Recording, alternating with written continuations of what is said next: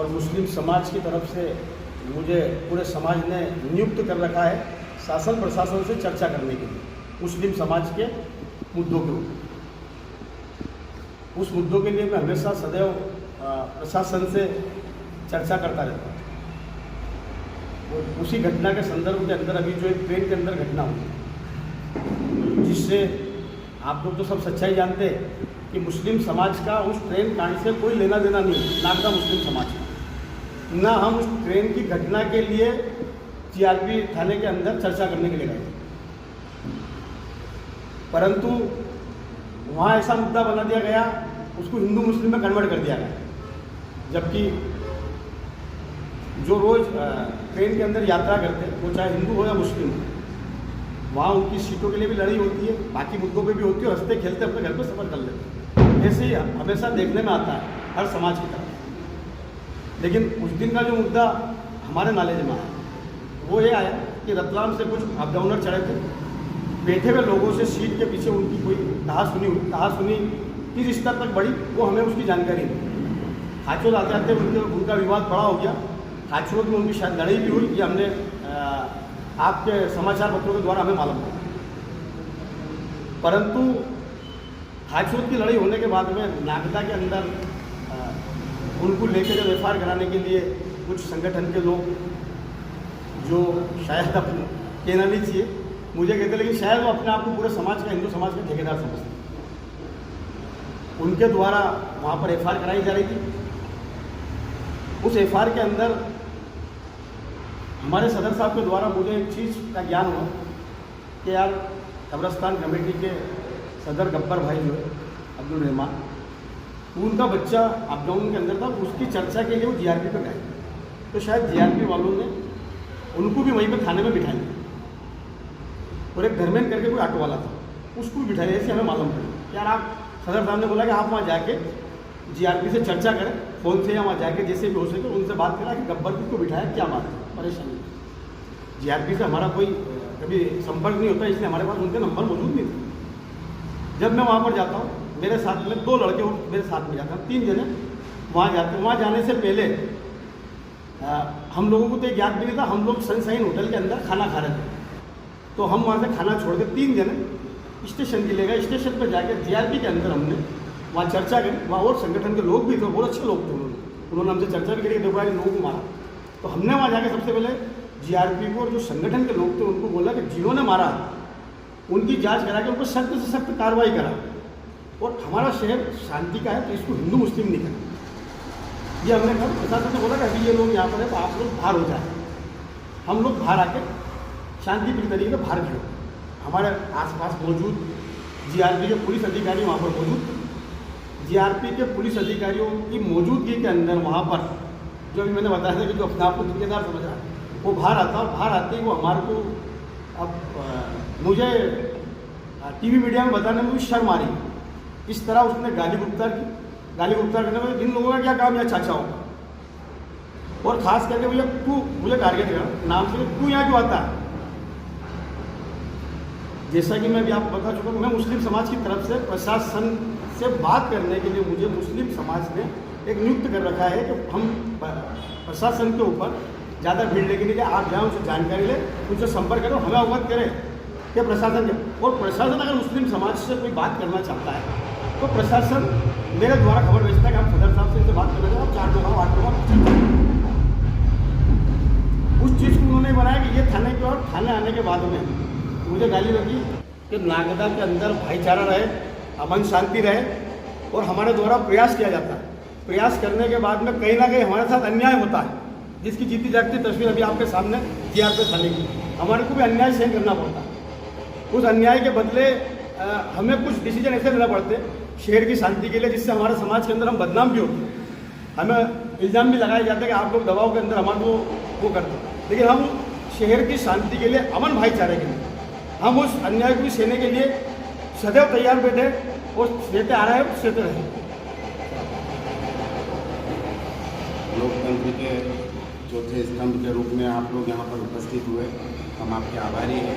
आपके माध्यम से शासन प्रशासन तक और विशेषतः आम जनता तक के हम हमारी बात पहुंचाना चाहते हैं। जो बात रही है अमजद लाला के सहयोग में मैं यहाँ पर इसलिए हूँ क्योंकि अमजद लाला जो नागदा नगर का नेतृत्व करते हैं, कई बार इनके ऊपर आरोप प्रत्यारोप होता है कि ये शासन प्रशासन से डरते हैं। यहाँ तक के लोग इन्हें कमीशन एजेंट भी बता देते हैं। उसकी वजह ये रहती है कि हम पर ही जुल्म हो रहा है, हम पर ही FIR हो रही है। ये हमेशा से होता आ रहा है, आज इसके शिकार अमजद भाई भी हुए।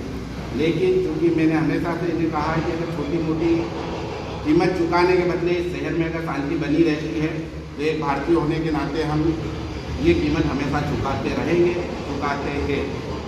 ये जो पूरा परिप्रेक्ष्य था, इसमें जैसा कि अभी अमजद लाला ने बताया, पूरे शहर में ये खबर है कि जो ट्रेन में जो हादसा हुआ और महिलाओं के साथ जो छेड़खानी हुई है, उसके सहयोग में मुस्लिम समाज एकत्रित हुआ। जबकि मुस्लिम समाज ट्रेन में जो घटना हुई है उसके लिए आक्रोशित नहीं था।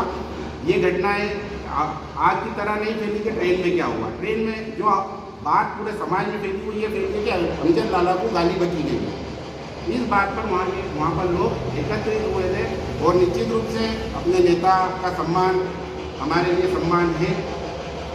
जब ये जो परिप्रेक्ष्य है, ये एक परंपरा जो पुलिस प्रशासन, राजस्व विभाग के जो SDM साहब हैं, यहाँ पर एक परंपरा नागदा नगर में चलती आ रही है, जिसे मैं देख रहा हूँ। और आप सबसे निवेदन करूँगा कि आप इस बात को उचित मंच तक के पहुँचाएँ कि क्यों कोई एक दल, चाहे वो अमजद लाला का भी वहाँ थाना जाना मैं उचित नहीं ठहराता हूँ। ये बात मैंने स्पष्ट रूप से भी कही थी कि आप अधिकारी से फोन पर चर्चा करें कि व्यक्तियों के साथ अन्याय नहीं होना चाहिए, न्यायपूर्वक जो कार्रवाई हो वो आप करें। लेकिन हमेशा थाने पर बैठ के फरियादी कुछ बोल रहा है, दबाव बनाकर कुछ लिखाया जा रहा है, हमेशा से पुलिस के ऊपर दबाव बनाकर जो कार्रवाइयाँ कराई जा रही है, इससे शहर के अमन शांति के लिए गंभीर चुनौती हमेशा से बनी रहेगी। तो इसलिए हमें एक भारतीय होने के नाते हमारा कर्तव्य बनता है कि हम पुलिस से निवेदन करते हैं कि आपको राज्य शासन ने या केंद्र शासन ने लॉ एंड ऑर्डर मेंटेन करने की जो जिम्मेदारी दी है, वो कार्य आप ही करें। आप बिना तथ्यों की जानकारी के, बिना विवेचना के दबाव में आकर जो कार्रवाइयाँ कर रहे हैं, ये कार्रवाइयाँ कब तक के कोई अपने बच्चों पर बर्दाश्त करेगा। अभी का जो परिप्रेक्ष्य है, इसमें अब्दुल रहमान उर्फ गब्बर चाचा, जिन्हें पॉस्को एक्ट में आपने आरोपी बनाया है, सनी पिता धर्मेंद्र, हम उस घटना में ट्रेन में जो लोग थे वो न्यायालय देखेगा, वो एक जो विवाद है हम उसकी बात करेंगे। लेकिन ये दो लोग तो शहर में थे, वीडियो पर है। अब आप खुद थाने में फोन लगा रहा हो कि आपके बेटे को थाने में बिठाया गया है, पिता थाने में पूछता है, वो पॉस्को एक्ट का आरोपी बन गया। तो ये क्या न्याय व्यवस्था है? ये किस तरह से आप कार्य कर रहे हैं? ये किस तरह की कार्य प्रणाली है? ये सब सवाल के घेरे में जब पुलिस प्रशासन आता है तो निश्चित रूप से आपको भी बुरा लगेगा, मुझे भी बुरा लगेगा कि हमारी जो व्यवस्था है, जो हमारी सुरक्षा की जो व्यवस्था है जिन लोगों के हाथ में है, अगर वो दबाव में आकर इस तरह की कार्रवाई करेंगे बिना सत्य को जाने हुए, जब FIR आएगी, निश्चित रूप से FIR जब आप इसका वाचन करेंगे, जब आप इसे देखेंगे तो FIR में बिल्कुल आपको साउथ की मूवी जैसे सीन दिखाई देंगे, जिसका सत्य से कोई लेना देना नहीं। अब जब व्यक्ति यहाँ मौजूद है, किसी भी तरह से मेरा ये निवेदन है कि समाज से, विशेषकर हिंदू समाज के वो 98% लोग, जो लोग वाद विवाद नहीं चाहते, 2% लोग सत्ता के नशे में, इन्हें सत्ता पाना है, इनकी मानसिकता है कि हम किसी भी तरह से विवाद को बड़ा बनाएं और हम सुर्खियों में आए। कि भारत जो है वो एक गंगा जमुना एक तहजीब का एक देश है, संविधान से इस देश का संचालन किया जाता है। इस भावनाओं में आज भी 98% मुस्लिम और 98% हिंदू लोग विश्वास रखते हैं। अगर आप इन 2% लोग जो एकत्रित होकर आ रहे हैं और आप इनकी कार्रवाई, इनके दबाव में आकर जब कार्रवाई करेंगे तो आप 98% लोगों के साथ अन्याय कर रहे हैं, जो सुरक्षित अपने अपने घरों में अपना व्यापार कर रहे हैं, जो सुरक्षित अपने घरों में बैठे हैं, वो आपके ऊपर विश्वास रखते हैं कि पुलिस ने जो कार्रवाई की वो जांच कर की होगी। SDM साहब ने जो आदेश दिया वो न्याय संगत होगा, मजिस्ट्रेट साहब ने जो ऑर्डर दिया वो न्याय संगत होगा। जब ये चीज़ें बाजार में आती है और प्रेस कॉन्फ्रेंस के माध्यम से जब बताना पड़ता है तो एक विश्वास और आपकी साख पर एक बड़ा सवाल उठता है। इसलिए मैं पुलिस विभाग से और सभी से निवेदन करूंगा कि दोषियों को सख्त से सख्त कार्रवाई की जाए और हिंदू समाज और जो समाज में एक मैसेज जा रहा है कि एक धर्म विशेष एकत्रित इसलिए हुआ था क्योंकि महिलाओं से छेड़छाड़ जिन आरोपियों ने की उनको बचाने आए थे। हमें उन व्यक्तियों के विषय में कोई जानकारी नहीं है। हम वहाँ एकत्रित हुए थे, अमजद लाला को गाली बकी गई है, ये सेंटेंस मोर देन इनफ। ये सेंटेंस आवश्यकता से बड़ा है कि यार आपके नेतृत्वकर्ता को यदि गाली बकी जा रही है तो मैं आपसे निवेदन करूंगा कि इस तरह की शासन व्यवस्था हो कि ये देश हर कदम पर भाषाओं को, जाति को, रंग को बदल देता है। अगर हम हर बार धर्म के बात लड़ेंगे, फिर हम जाति के बाद विषय पे लड़ेंगे, फिर हम काले घोड़े पे लड़ेंगे, फिर हम भाषा पे लड़ेंगे, हम कितनी लड़ाइयाँ लड़ेंगे। हम एक बार लड़ाइयाँ लड़ के अंग्रेजों से, मुगलों से आज़ाद हो चुके हैं। अब हम कट्टरवादी सोच के लोगों के गुलाम ना बने। इस देश में जो अलग अलग व्यवस्था है, जिस तरह से हर धर्म को, जैसे आज मैं टोपी पहनकर एक धर्म विशेष का व्यक्ति लग रहा हूँ, लेकिन मुझे संविधान धर्म की उपासना का अधिकार देता है। मैं उस अधिकार का उपयोग करके अगर आपके बीच में उपस्थित हूँ तो वही संविधान मुझे मौलिक कर्तव्यों का भी आभास कराता है। इस देश की एकता, अखंडता सुदृढ़ करना आपकी जिम्मेदारी है। इस देश की सांप्रदायिक सौहार्द को स्थापित करना मेरी जिम्मेदारी है। इसलिए हम उस जिम्मेदारी का निर्वहन करते हुए कई बार हमें लगता है कि यार ये 151 की धारा है, ठीक है हम बर्दाश्त कर लेंगे, लेकिन ये है कि दो समुदाय आपस में नहीं लड़ेंगे। ये चीज़ हमने हमेशा से किया है। अमजद लाला के नेतृत्व में मुस्लिम समाज भी ये करता आ रहा है। अब जो बड़ी समस्या इन कट्टरवादी लोगों की है वो ये है कि मुस्लिम समाज का जो नेतृत्व है वो साफ सुथरे लोगों के हाथ में आ रहा है। ये हाँ कहते सकते नहीं है, दर्जे नहीं दे रहा है, इनको कितना उकसा है, तो आज उन्होंने नेतृत्व पे ही हमला कर दिया। लेकिन मैं बिल्कुल अमजद लाला से कोई बात नहीं है, लेकिन मैं पूरी तरह से आप लोगों को और इस शहर को आश्वस्त करता हूँ कि हम ये जो प्रकरण है इन्हें भी एक बार इस शहर की अमन शांति के लिए बर्दाश्त कर लेंगे। हम किसी भी तरह से कोई ऐसा कदम नहीं उठाएंगे जो इस देश, इस शहर के अमन शांति के विपरीत हो। किंतु आप सबकी एक नैतिक जिम्मेदारी है कि जीआरपी थाने में जो प्रभारी महोदय है, जिन्होंने FIR में उन व्यक्तियों के नाम लिखे, ट्रेन में जो सफ़र हो रहा था उस सफ़र में जो विवाद है वो रतलाम और खाचरोद के मध्य का है। आप जीआरपी थाने से प्रभारी फ़ोन लगा के बोलता है कि आपके बेटे को हमने पकड़ा, आप आइए। उसके बाद वो चलती ट्रेन में आरोपी कैसे बने? जिन व्यक्तियों को आपने नागदा से बुलाया, फोटो है मीडिया में, परिवारजन ने मुझे हमें उपलब्ध कराया, आप तक के भी देखें कि वो जो व्यक्ति है अब्दुल रहमान उर्फ गब्बर चाचा, सनी पिता धर्मेंद्र, कुछ नैतिक जिम्मेदारी आपकी भी होगी। आप प्रशासन में हो, हम लोग आपसे वीडियो मांगेंगे।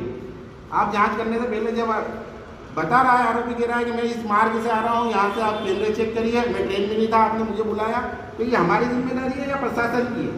जांच करना किसकी जिम्मेदारी है? हम साबित करें कि हम वहाँ थे? आप साबित करो। आपने आरोप लगाया कि आप ट्रेन में थे, 3 बजे तक के आपने आश्वासन दिया है कि हम आपको छोड़ देंगे, 3 बजे प्रकरण दर्ज हो गया रात में।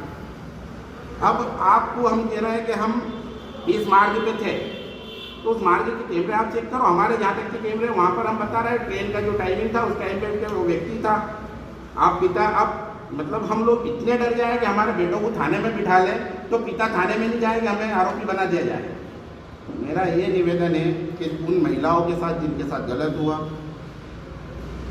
जो व्यक्ति होता है कि घटना छोटी होती है, लेकिन अपने ईगो को, अपने प्रेस्टीज को बनाए रखने के लिए ये लोग उस घटना को, ये भी लिखा, ये भी हुआ था, मेरा हाथ भी पकड़ा। मेमो ट्रेन में आप सब लोग, हम सब नागदा की वासी है, कई बार हमें रतलाम उज्जैन जाने का मैं आपसे सवाल पूछना चाहता हूँ, जनता से सवाल पूछना चाहता हूँ, क्या मेमो ट्रेन में हर कोच में शौचालय होते हैं? वो महिलाओं की जो घटना में शौचालय नहीं, मेमो ट्रेन में 2 शौचालय होते हैं, एक आगे और एक पीछे। और एक जो परिवार के साथ है, आप तो सोचिए अगर इतना दुस्साहस उन व्यक्तियों ने कर लिया कि परिवार के साथ महिला उसके साथ छेड़छाड़ कर दी, हाथ पकड़ लिया, बाथरूम ले गया, तो ये बड़ा सवाल क्या शासन और प्रशासन पे नहीं है? क्या सुरक्षा? कैसे व्यक्ति ट्रेन में सफर करेगा अगर इतना असुरक्षित माहौल है? तो ये सवाल उन 3 व्यक्तियों के साथ आप जो कर रहा हो करिए आप, लेकिन इसका कौन जवाब देगा कि अगर ट्रेनें इतनी अव्यवस्थित है कि व्यक्ति जो चाहेगा वो करेगा? इसके बाद एक और जो इस परिप्रेक्ष्य में जो जांच से बात जो छूट रही है, ये घटना खाचरोद में, अगर ये व्यक्ति, मैं इनको निष्पक्ष नहीं बताता हूँ, इसकी निष्पक्ष जांच करना पुलिस का काम है कि ये व्यक्ति कहाँ तक के इन्वॉल्व है।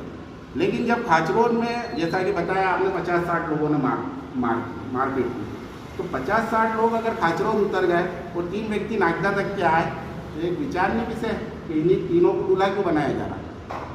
59 की भी जांच होना चाहिए। या किसी पीड़िता को या पीड़ित को दबाने के लिए नहीं की गई थी, बल्कि वो अपने एक नेता जिसको सिर्फ हमें सिर्फ इतनी जानकारी मिली कि लोगों को कि अमजद लाला को गाली बक दी गई। सिर्फ इसलिए वो लोग एकत्रित हुए थे, अमजद लाला, थाना प्रभारी अमरलाल जी गौरी, और हम लोगों ने उस भीड़ को कंट्रोल करने के लिए अथक प्रयास किया। आप मीडिया के लोग वहाँ पर उपस्थित थे। और एक बात आपने शायद मैं आपके दृष्टि में देना चाहूँगा कि लाठीचार्ज हुआ, लेकिन किसी एक मुस्लिम समाज के व्यक्ति ने उस लाठीचार्ज की गलत नहीं कहा, किसी ने भी उसका विरोध नहीं किया कि आपने लाठी, भीड़ है अनियंत्रित होगी तो आपको नियंत्रण करने का अधिकार है, लेकिन ये भीड़ एक समाज विशेष की है तो आपके पास लाठी है। दूसरे समाज की अगर है तो वो स्पष्ट बोलते हैं कि हम जो कहेंगे वो करना पड़ेगा आपको। तो उस वक्त आपकी शक्तियाँ कहाँ हैं? जो लोकतंत्र ने आपको शक्तियाँ इसलिए दी है कि आप उस शक्तियों का उचित उपयोग करेंगे तो हम लोग सुरक्षित रह सकेंगे, हम सुरक्षा की भावना महसूस करेंगे कि हमारा जो शासन व्यवस्था है, हमारी जो ऑब्जर्वेशन हम पर जो हो रहा है, हमें निगरानी जो दे रही है वो संस्था है, वो इंस्टीट्यूट सक्षम है। अगर वहीं पे इंस्टीट्यूट में खड़े होकर अगर व्यक्ति विशेष को वहीं पे थाने में गालियाँ बक रहा है और उसके बाद भी अगर उस व्यक्ति को आप आरोपी बना रहे हैं तो वो आरोप हमें मंजूर है। फांसी नहीं होगी, और फांसी भी होगी तो इस शहर के अमन के लिए हम तैयार हैं, लेकिन ये आखिरी बार होना चाहिए, ये आपकी जिम्मेदारी है। हर व्यक्ति अमजद लाला नहीं है कि सहयोग कर देगा प्रशासन का, हर व्यक्ति आज़ाद खान नहीं है, हर व्यक्ति मुन्ना लाला नहीं है। कभी ना कभी आक्रोश उठेगा, और वो आक्रोश उठेगा तो इस शहर का नुकसान होगा, और इस शहर का नुकसान कभी भी ना हो, ये हमारी प्रथम प्राथमिकता होना चाहिए। धन्यवाद। जय हिंद, जय भारत। मैं सदन गया था इस्लाम मुस्लिम समिति का, वो मेरे पास था भाई कि वो गब्बर उसके बच्चे के लिए वो मिल गया ना, कैसे तो स्कूल भी खा लिया। तो अब मैं तो जरा क्या मालूम हूँ चलने फिरने से बहुत कमजोर हूँ मेरे स्कूल में सकती चीज़ें। तो मैंने फ़ौरन अमजद को फोन लगा, मैंने कहा बोले मैं ये इधर हूँ बाजार की तरफ ही, मैंने फ़ौरन स्टेशन गया और देखो गब्बर को क्यों बिठा लिया। मेरा नाम यूसुफ पहलवान, वो ट्रेन के अंदर की थी। भाई ट्रेन के अंदर और भी तो लोग होंगे, भाई लड़की के साथ घटना घटी तो लड़की चिल्लाएगी तो होगी। उसके अंदर बता रहे हैं कि 50 से 60 लोग 70 लोग के जबकि उस डब्बे के अंदर कभी इतने लोग निकली नहीं। उसके बाद भी जांच करें, जिन्होंने अगर ये कांड करा उस पर कार्रवाई करें। भाई स्वाभाविक है, अब्दुल रहमान और गब्बर घटना घटी स्टेशन पे, उनको भी मारा गया, उनके लिए नहीं बोला। उसके पिता को जब थाने बुलाया गया तो वहाँ पर गया, जाने के बाद कोई कौन का सदर है, कब्रिस्तान का सदर है, और जीआरपी और आरपीएफ उसकी तारीफ कर रही है कि गब्बर चाचा यहाँ लावारिस लाश या बीमारों को और भी कोई ऐसा आदमी आता है उनको खबर करते हैं, तुरंत गब्बर चाचा आके और हमारी हेल्प करते हैं, बहुत अच्छा आदमी है। उसके बाद बिठा गया। उसकी घटना जब अमजद लाला को लगी, अमजद लाला इसलिए गए भाई कि गब्बर को क्यों बिठाया। ये घटना को लेकर जब अमजद लाला गए, जो कुछ उड़तंगी लोग भी वहाँ गए और उन्होंने वो अपना जो दबाव बनाने का काम, क्योंकि उन्हें मालूम थी कि यहाँ सच्चाई पेश होगी इसलिए हम उड़दंग करें। उसमें प्रशासन ने जब अमजद लाला को बोला कि आप बाहर चले जाए, तो हम सियानत का पैगाम देते हैं। अमजद लाला बाहर हो गए। बाहर आने के बाद जो नगर के आज ठेकेदार बने, उन्होंने बाहर आने के बाद पूरी समाज को अमजद लाला को इतनी गंदी गाली दी, और तू क्या लेने आया, क्या आप नगर के ठेकेदार हैं क्या, या आपके कहने से आएंगे क्या हम है? हाँ, वहाँ तेरे साथ अगर कोई बदतमीजी की थी, तू भी हमारा भाई है। तो ये बात वो अमजद लाला को नहीं बोलते, भाई आप पुलिस को शिकायत कर लेते, इसको इतना बड़ा रूप नहीं देते। जब वो बात भारत के लड़कों में गई कि 5 लोग हमारा नेतृत्व, कौम का नेतृत्व करते हैं, और अगर इनके साथ अगर इस तरह की घटना घटेगी तो फिर इनका वजूद क्या। उसने भीड़ इकट्ठी हुई, उस भीड़ में भी कोई ऐसा कोई वो नहीं हुआ। उस भीड़ के लिए हमारे लोग बाहर गए, उन्होंने बच्चों को समझाया, बच्चे हम देखो। उसके बाद हम 4-5 घंटे तक जेल के अंदर प्रशासन से यही बोलते रहे कि भाई हमें भी हमारी बात करने का मौका मिलेगा कि नहीं मिलेगा। 4-5 घंटे लोग जीआरपी के अंदर, उनका मकसद ये था कि ताकि देर रात हो जाए और ये मुस्लिम समाज के लोग अपने घरों में हो जाए, एक पक्ष कार्रवाई हो जाए। जब हमारी प्रशासन से बात हुई तो उन्होंने बोला कि नहीं आपको, और हमने उनसे ही बोला कि हमारी बात सुनने के बाद ही आप, हमें उन्होंने टाइम दिया, हमने जाके उनसे जानकारी मांगी कि भाई किस लोगों पे एफआईआर हुई। जब हमें पता लगा कि भाई अमजद लाला पे भी एफआईआर हो गई, तो फिर हमने बोला भाई FIR हुई तो भाई सामने लेने की धमकी दी, जान से मारने के लिए गाली दी। आई भी पुस्तक होना चाहिए, इसलिए FIR गिरास हुई।